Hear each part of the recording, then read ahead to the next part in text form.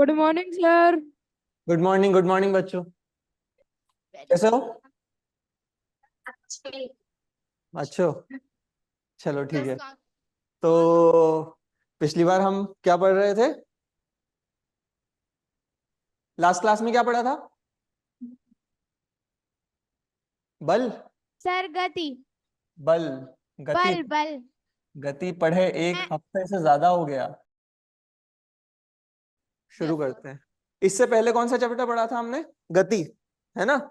Yes sir. तो देखो, पिछले चैप्टर में और इसमें क्या डिफरेंस है? पहले भी हमने वस्तुओं के चलने को, वस्तुओं की गति के बारे में पढ़ा था। अभी भी हम वही पढ़ रहे हैं, है ना? फर्क क्या है? तो देखो, जो हमारा मोशन होता है या जो गति होता है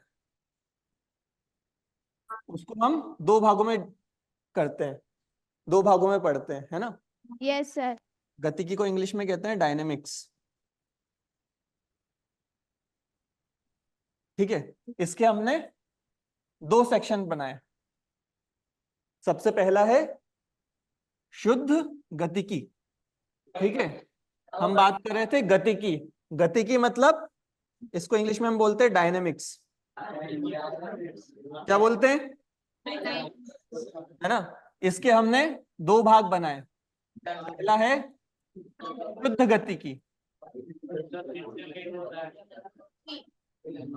ठीक है, जिसको हम बोलते हैं इंग्लिश में काइनेमेटिक्स। इसमें हम क्या पढ़ते हैं? काइनेमेटिक्स में हमने अभी तक क्या पढ़ा था कि किसी वस्तु का वेग हम कैसे बताते हैं?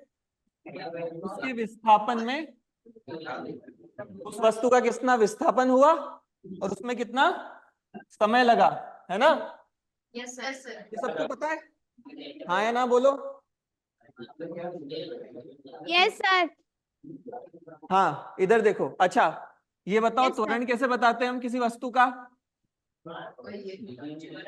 वस्तु का त्वरण कैसे बताते हैं? बताओ कोई, बोलो। V minus upon t. v minus u v upon. Minus u. हाँ, ठीक है। तो हम यस सर। वस्तु की गति, वस्तु की चाल और वस्तु का त्वरण, जब हम इसकी बात करते हैं तो हम बात करते हैं शुद्ध गतिकी की, है ना? ये पिछला चैप्टर था अपना। इस चैप्टर में हम नया क्या पढ़ रहे हैं? इस बार हम ये पढ़ रहे हैं कि वस्तु की जो चाल हो रही है, वस्तु की जो गति हो रही है, वो क्यों हो रही है? कोई वस्तु गति क्यों करती है? कोई वस्तु गति क्यों करती है? क्योंकि उस पर हम क्या लगाते हैं? बल लग रहा है उस पर। हाँ, तो दूसरा जो भाग है उसको हम बोलते हैं बल गतिकी, है ना? Yes sir. इसको लिखते हैं हम काइनेटिक्स इंग्लिश में। Yes sir. बल गतिकी में हम क्या बात करते हैं कि जो वस्तु की पहले चाल हो रही थी, वस्तु जिस भी तरह से चल रही थी, उसको कौन चला रहा था? उसको कोई बल। बल चला रहा था। Yes sir. ठीक है। तो इस चैप्टर में हम पूरा बल गतिकी के बारे में पढ़ रहे हैं। हमने 3-4 साइंटिस्ट के नाम बोले थे पिछली बार, है ना? अरिस्टोटल, गैलीलियो, फिर न्यूटन। यस सर, बताना था आपको। तो हमने 3-4 साइंटिस्ट के बोले थे। सबसे लास्ट में बोला था हमने न्यूटन के बारे में, है ना? न्यूटन इतना यस इंपॉर्टेंट सर। क्यों है? क्योंकि अभी जो भी हम फिजिक्स पढ़ रहे हैं, न्यूटन। हाँ, जो भी हम फिजिक्स पढ़ रहे हैं ना, वो सारी न्यूटन के लॉज जो हैं, न्यूटन के जो नियम है गति के, यस उन्हीं पे सर। बेस्ड है। Okay sir. हम जो भी गाड़ियां बनाते हैं, जो रॉकेट्स बनाते हैं, सब चीजें न्यूटन के जो नियम हैं उन्हीं पे बेस होके बनती है। इसलिए न्यूटन इतना इंपॉर्टेंट है ना? तो न्यूटन ने अपने कुछ 3 नियम दिए थे जिसके बारे में हम पढ़ना चालू करने वाले हैं। पर न्यूटन ने नियम देने से पहले हमें कहा कि मेरे नियम लगाने से पहले तुम्हें 3-4 बातों का ध्यान रखना पड़ेगा, है ना? न्यूटन ने क्या बताया हमें? न्यूटन ने हमें 3 नियम दिए। ठीक है। 3 नियम देने के लिए उसने कहा सबसे पहले इन चीजों का ध्यान रखना पड़ेगा। पहली बात तो क्या? उसने कहा जो भी हमारी वस्तु है वो एक पॉइंट मास है ना? कोई भी वस्तु है, मान लो जैसे हमने कहा कि हम बॉक्स पे, किसी एक बॉक्स पे न्यूटन के नियम लगाएंगे, तो उसने क्या कहा कि नहीं, बॉक्स मत लो, तुम एक छोटा सा बिंदु ले लो। उन्होंने कहा अगर तुम्हें बॉल चाहिए तो भी तुम क्या करो, बॉल मत लो, छोटा सा बिंदु लो, है ना। कोई कार है, अगर हमें कार पे बल के नियम लगाने हैं, न्यूटन के नियम, तो उसने कहा कार को भी क्या मानो, छोटा सा बिंदु मानो। तुम किसी पे भी नियम लगाना चाहो, सबसे पहले क्या करो, उस वस्तु को एक बिंदु बना लो, ठीक है। और वस्तु का जो भी वजन है, जैसे मान लो 10 किलो का बॉक्स था, 10 किलोग्राम का, तो उसने क्या कहा कि एक बिंदु ले लो, उसका वजन ले लो 10 किलोग्राम, है ना। मान लो एक कार थी जो की थी 1000 किलो की, उसने कहा उस कार को भी क्या करो, बिंदु बना लो, और उस बिंदु का वजन ले लो 1000 किलोग्राम, ठीक है। तो यस न्यूटन सर। ने सबसे पहली चीज ये बोली, तुम्हें न्यूटन के नियम लगाने हैं, तो सबसे पहले जो भी तुम्हारे पास वस्तु है उसको एक बिंदु बनाना पड़ेगा, ठीक है। ये याद रहेगा, न्यूटन ने कहा कि हम कार पे नियम नहीं लगा सकते, हमें बिंदु पे लगाने पड़ेंगे, ठीक है। तो यस इसको उसने सर। कहा कि वस्तु को कण में बदल दो। तो लोगों ने पूछा अगर हमें पूरी वस्तु पे लगाने हैं तो क्या करेंगे, तो उन्होंने कहा कि उसके लिए नियम आएंगे बाद में, आयलर के, है ना, जिसको तुम 11th क्लास में पढ़ोगे। उसने कहा कि अगर तुम्हें पूरी वस्तु पे लगाने हैं नियम, तो तुम्हें आयलर के नियम लगाने पड़ेंगे, और अगर न्यूटन के नियम लगाने हैं तो क्या करना पड़ेगा, हर वस्तु को कण में बदलना पड़ेगा। ये सबसे पहली कंडीशन है उसकी। Yes sir. तो सबसे पहले जो भी शर्तें थी, न्यूटन ने अपनी कुछ शर्तें रखी। न्यूटन के हम गति के नियम के बारे में बात कर रहे हैं, है ना। तो उसने सबसे पहली चीज बोली कि हम हर वस्तु को एक पॉइंट बता देंगे, है ना। सबसे पहली शर्त थी कि हम वस्तु को सिर्फ कण में बताएंगे, है ना, कण से बड़ा नहीं बताएंगे। कोई भी बिंदु। दूसरी बात यस उसने क्या सर। बोली न्यूटन ने, दूसरी बात न्यूटन ने बोली कि हम जो है निर्देश बिंदु रखेंगे, है ना। निर्देश बिंदु पढ़ा था शुरू में, यस सर। उसके साथ एक सिस्टम बनाएंगे, है ना, कि जो हम यस सर। x बताते हैं ना, ऐसे एक प्लेन बनाते हैं, यहाँ पे ओरिजिन रहता है। तो उसने कहा सबसे पहले एक ऐसा हमें फ्रेम लेना पड़ेगा जहां पे हम सारे नियम लगाएंगे। उसमें एक सबसे पहला निर्देश बिंदु होगा, उसके हिसाब से हम वस्तु की गति देखेंगे, उसका चाल देखेंगे, उसका वेग देखेंगे, ठीक है। Yes sir. Yes sir. Newton ने ऐसे दो नियम, सबसे पहले शर्तें लगाई कि तुम सबसे पहले जहां पे भी नियम लगाने हैं वहां पर ये चीजें देख लो, ठीक है, ठीक है ना। हाँ बोलो। Yes sir. हाँ यस सर। ठीक है। तो इसके बाद उसने अपना सबसे पहला नियम दिया, है ना। सबसे पहला नियम क्या है न्यूटन का, किसी को पता है। गति का पहला नियम। हाँ क्या होता है। अगर कोई वस्तु गति अवस्था में है तो वह गति अवस्था में रहेगी, अगर कोई वस्तु विराम Yes, अवस्था sir, में है yes, तो वह sir. विराम अवस्था में रहेगी, जब तक कि उस पर कोई बाह्य बल न लगाया जाए। बिल्कुल सही, है ना, बिल्कुल सही डेफिनेशन बोली गति के नियम की।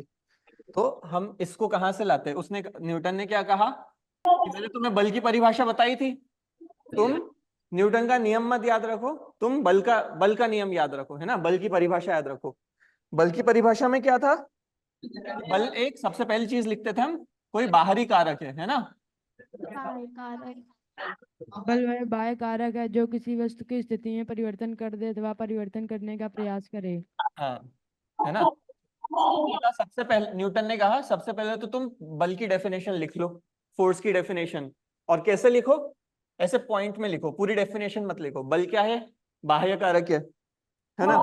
उससे क्या होता है, जो वस्तु है उसकी स्थिति में, परिवर्तन करें हाँ Yes, sir. स्थिति में परिवर्तन करे या परिवर्तन करने का प्रयास करे, या तो प्रयास करे।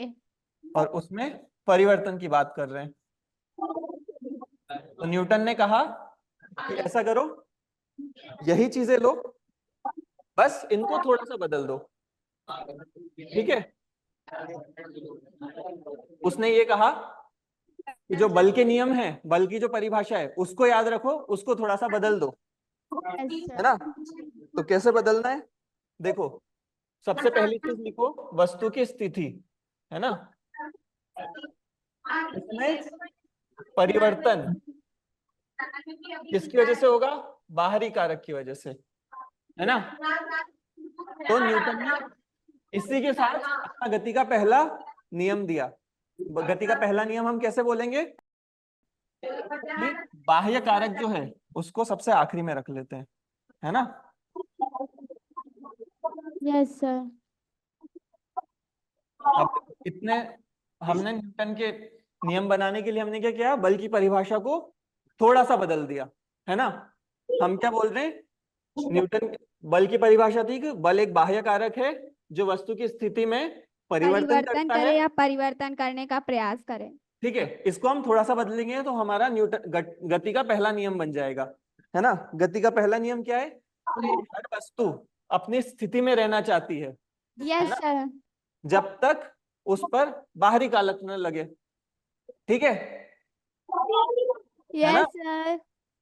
यही हमारी बल की परिभाषा थी, यही हमारा न्यूटन का नियम हो गया, है ना। न्यूटन ने नियम क्या दिया? देखो अब इसको थोड़ा सा लंबा लिख लेते हैं। न्यूटन का पहला नियम हम कैसे बोलेंगे? कि प्रत्येक वस्तु अपनी विराम अथवा गति की अवस्था में रहती है ना। कब तक? जब तक उस पर, बाह्य बल ना लगाया जा सके, है ना, बाहरी कारक या फिर बाहरी बल ना लग रहा हो, है ना। देखो बल का सबसे पहले बल की परिभाषा बोली, है ना। बल की परिभाषा में क्या होता सर है? अभी नोट नहीं हुआ। सर नोट हो गया। हो गया ना। हाँ, बल एक बाह्य कारक है जो वस्तु की स्थिति में परिवर्तन का प्रयास करता है। इसी की परिभाषा को बदला, तो बल की परिभाषा को थोड़ा सा बदलेंगे तो वो हमारी गति का पहला नियम बन जाएगा। कैसे बनेगा? कि प्रत्येक वस्तु अपनी विराम और गति की अवस्था में रहती है जब तक उस पर कोई बाहरी बाह्य कारक बल ना ना लगाया लग रहा हो। ठीक है, बल का हमने पहला नियम कैसे बोला? कि वस्तु की विराम अवस्था या गति की अवस्था में रहेगी। कब तक? जब तक उस पर हम बाहर से कोई बल ना लगाएं, बाहर से कोई कारक ना हो उसको वस्तु की स्थिति को परिवर्तन करने का। ठीक है ना। Yes sir. तो इसका कोई एग्जाम्पल पता है क्या तुम्हें? देखो गति के नियम में क्या कहा उन्होंने? कि कोई वस्तु तब तक गति नहीं करेगी। फुटबॉल को पैर से मारना। हाँ, नहीं, हम ठीक है, हम बल की बात कर रहे हैं तो हम बोलेंगे किक मार रहे हैं तब वस्तु चलने लगेगी। न्यूटन ने उल्टा कहा। उसने क्या कहा? कि वस्तु रुकी रहेगी, है ना। अगर ये शुरू में इसकी गति, इसका वेग 0 था तो ये हमेशा ही 0 रहेगा जब तक इस पे हम बल न लगाएं, है ना। अगर हम इस पे बल नहीं लगाएंगे तो ये रुका रहेगा। अगर पहले से चल रहा था, कोई बॉल है जो पहले से चल रही थी, तो वो कुछ समय बाद भी उसी गति से चलती रहेगी, है ना। Yes sir. बॉल रुकी हुई थी तो कुछ समय बाद भी, तो न्यूटन ने कहा कि तुम बल मत लगाओ, वस्तु वैसी की वैसी ही रहेगी। ठीक है, यस सर। इतना समझे? तो अब अब लोगों ने न्यूटन से कहा कि ये तो गैलीलियो ने बताया था, तुम नया क्या बता रहे हो। तो उसने कहा कि यहां से हम एक परिभाषा निकाल रहे हैं। हम बात कर रहे हैं कि वस्तु जो है अपनी स्थिति में रह रही है ना, तो कोई रख रहा होगा उसको। तो वो कौन रखता है? वस्तु का जड़त्व। जड़त्व का नाम सुना है? ठीक है, सर। जड़त्व क्या है? किसी वस्तु का जड़त्व क्या है? बताओ कोई। वह बाह्य कारक। हाँ, जड़त्व बाह्य कारक नहीं होता है। ठीक अगर है, कोई वस्तु विराम अवस्था में अथवा गति अवस्था में है तो वह अपनी प्रवृत्ति को बनाए रखती है, इसे जड़त्व कहते हैं। हाँ। तो न्यूटन ने क्या बताया कि जो हम बल की परिभाषा बोली थी, एक समान जो गति की परिभाषा बोली थी, उसमें हमने कहा था कि हर वस्तु अपनी स्थिति में रहना चाहेगी, है ना। हम जब तक उस पर कुछ नहीं लगाएंगे तब तक वो अपनी स्थिति में रहेगी। यस। वस्तु की उस प्रॉपर्टी को हम जड़त्व जड़त्व बोलते कहते हैं। हैं, है ना। वस्तु के Yes, इस sir. गुण को जड़त्व कहते हैं। तो ये वस्तु का एक गुण है। ठीक है, ये क्या करता है, वस्तु को उसी स्थिति में रखने की कोशिश करता है, ठीक है। जड़त्व की वजह से वस्तु अपनी स्थिति में रहती है। तो हम जड़त्व कैसे बताते हैं, यह वस्तु का गुण है, यह वस्तु का एक गुण है ना, उसका खुद का गुण है, ये बाहर से नहीं आ रहा है। जैसे बल क्या था, बल हम बाहर से लगाते हैं, पर जो जड़त्व है गुण। वो वस्तु का खुद का गुण होता है, ठीक है। ये वस्तु का प्राकृतिक गुण है, ठीक है। Yes sir. ये क्या करता है वस्तु के लिए, है ना, ये उसकी अवस्था में परिवर्तन नहीं लाने देता है। तो हम बोलते हैं कि जो वस्तु विराम अवस्था या फिर गति की अवस्था, है ना, यस सर। विराम और गति की अवस्था में जो परिवर्तन होता है उसका हमेशा विरोध करता है, ठीक है। जड़त्व का। हाँ, तो इसी को हम जड़त्व बोलते हैं, ठीक है। Yes sir. ये कहाँ से आया, हमारे न्यूटन के पहले नियम से। इसीलिए हम न्यूटन के जो पहला नियम है यस उसको सर। हम जड़त्व का नियम भी बोलते हैं। सबसे पहले तो जहां पे न्यूटन का पहला नियम लिखा था वहां पे जड़त्व का नियम भी लिख लो उसी के ब्रैकेट में, ठीक है? सबसे पहले ये लिखो, जो गति का पहला नियम है, जो न्यूटन का पहला नियम है, उसको जड़त्व का नियम भी बोलते हैं, ठीक है। सर ये यस लिखा, सर। जड़त्व का नियम लिखा, है ना। तो उसके बाद अब जड़त्व का गुण लिखो, जड़त्व की प्रॉपर्टी लिखो। ये नोट किया, यस सर। हो गया। तो अब सामने सब सुनो, न्यूटन ने अपने नियम में क्या कहा, वस्तु अपनी स्थिति में परिवर्तन नहीं होने देगी जब तक हम कोई बल न लगाएं, ठीक है। फिर न्यूटन ने कहा कि ये जो अपनी वस्तु अपनी स्थिति में परिवर्तन नहीं होने देती है, वो क्यों नहीं होने देती है, क्योंकि उसके अंदर एक जड़त्व होता है ना, वस्तु के अंदर अपना एक जड़त्व होता है। गति अवस्था से विराम अवस्था में आती है। हाँ। जड़त्व को बोलते हैं हम इंग्लिश में इनर्शिया, ठीक है। इनर्शिया वस्तु का अंदर का गुण होता है ना, अपना प्राकृतिक गुण होता है, ठीक है। अब इस गुण, जैसे वस्तु का गुण क्या क्या होता है, कोई वस्तु गर्म है या ठंडी है, वस्तु का गुण है ना। कोई वस्तु बड़ी है या छोटी है, वो वस्तु का गुण है। अब कोई वस्तु बड़ी है या छोटी हो, हम कैसे नापते हैं, कोई दो वस्तुओं में हम अंतर कैसे बताते हैं, एक वस्तु बड़ी है एक छोटी है, कैसे बताएंगे। हाँ, देखो, एक बॉक्स है ना मेरे पास, और एक और छोटा बॉक्स है। इन दोनों में से बड़ा कौन सा है, छोटा कौन सा है, कौन सा वाला, लेफ्ट वाला है राइट वाला, सर बड़ा है एक। लेफ्ट वाला है राइट वाला। सर फर्स्ट नंबर बड़ा है। हाँ, फर्स्ट नंबर बड़ा है, वो कैसे बताया तुमने, सर आंखों से देख कर। आकार देख के, आंखों से देख के नहीं। तो हमने क्या देखा, देखो इसकी लंबाई बड़ी है, इसकी लंबाई छोटी है, ऐसे ही चौड़ाई भी इसकी ज्यादा है, दूसरे वाले की कम है। तो हमने लंबाई चौड़ाई देखी, उसका आकार देखा, उससे हमने बताया पहली वस्तु बड़ी है, दूसरी वस्तु छोटी है। तो ये जो लंबाई है, ये चौड़ाई है, ये वस्तु का एक प्राकृतिक गुण होता है ना। Yes sir. वैसे ही यस हम सर, यस सर। कोई वस्तु गर्म या ठंडी है, वो कैसे बताते हैं, उसका तापमान देख के, है ना। Yes sir. तापमान किस में मेजर करते हैं, यूनिट बताओ उसकी।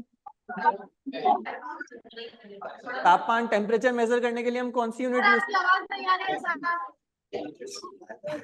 तापमान या टेम्परेचर यूज करने के लिए वस्तु का टेम्परेचर देखते हैं ना, हाथ डाल उसके लिए कौन सी यूनिट यूज करते हैं, कौन सी इकाई यूज करते हैं। सेल्सियस। हाँ, डिग्री सेल्सियस, है ना। यस तो सर। बोलते हैं तो इसका तापमान है 85 डिग्री सेल्सियस, इसका है 45 डिग्री सेल्सियस, है ना। हम ऐसे बताते हैं कि ये वस्तु ज्यादा गर्म है, ये वस्तु कम गर्म है ना। तो जो गर्मी है वो भी ऐसे वस्तु का प्राकृतिक गुण होता है, ठीक है, ठीक है कि नहीं। वैसे ही वस्तु का हम द्रव्यमान बताते हैं। वो क्या बताता है? वस्तु का जड़त्व, है ना। जैसे मान लो अगर ये 10 किलो है और ये 2 किलो है, तो कौन सी वस्तु भारी है? सर 10 किलो वाली।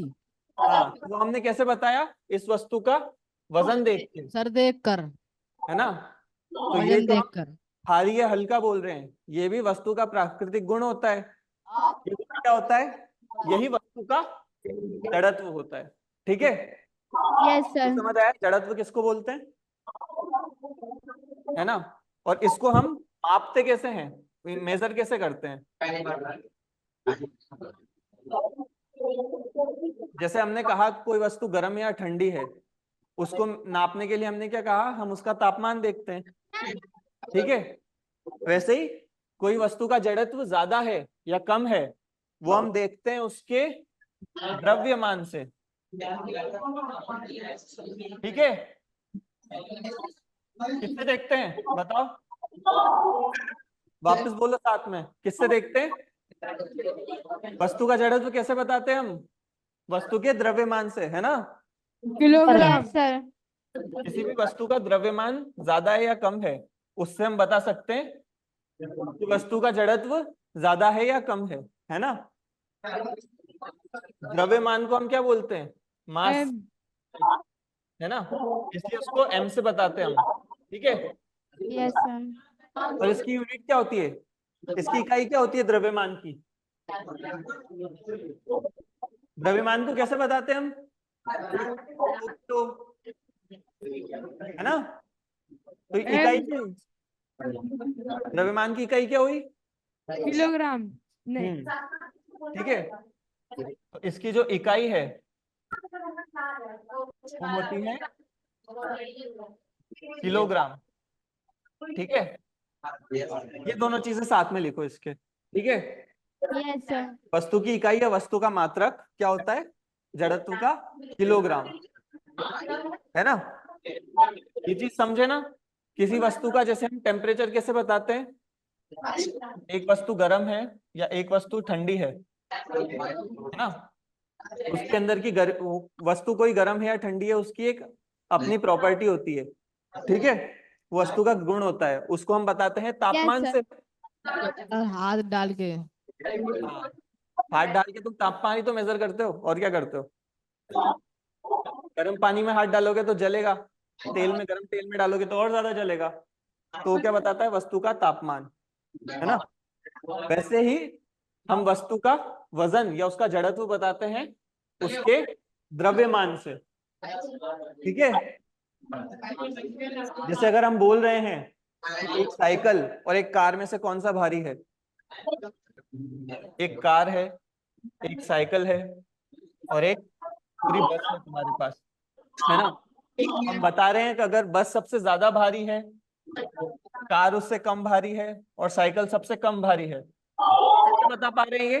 क्योंकि हमें वस्तु का द्रव्यमान पता है ना। हाँ,